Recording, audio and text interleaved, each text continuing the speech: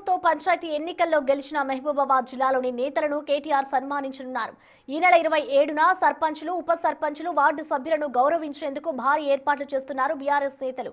ఈ కార్యక్రమానికి జిల్లాలోని పార్టీ శ్రేణులు భారీగా తరలి రావాలని పిలుపునిచ్చారు ఎమ్మెల్సీ తక్కెళ్లపల్లి రవీంద్రరావు. పార్టీ గుర్తు లేకుండానే బీఆర్ఎస్ మద్దతుదారులు ప్రధాన పంచాయతీల్లో సత్తా చాటారన్నారు ఎమ్మెల్సీ.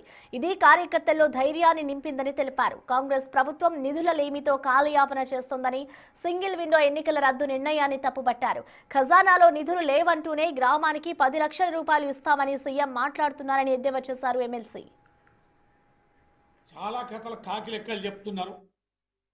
బీఆర్ఎస్ పార్టీ ఎక్కడ గెలిచింది అనేది ఇవాళ ఎక్కడైనా చూడండి, ప్రధానమైనటువంటి గ్రామాల్లో, మండల స్థాయిలో, మండల హెడ్ క్వార్టర్స్లో కూడా రాష్ట్ర వ్యాప్తంగా గమనిస్తే పెద్ద గ్రామాలు గెలిచింది బీఆర్ఎస్ పార్టీ. చాలా చిన్న గ్రామాలలో తక్కువ స్థాయి మెజార్టీతో గెలిచింది కాంగ్రెస్ పార్టీ.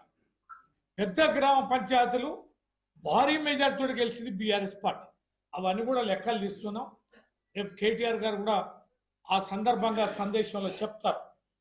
ఎన్ని గ్రామ పంచాయతీలు గెలిచాయి, గ్రామ పంచాయతీలు గెలిచిన ఓటర్ల సంఖ్య ఎంత.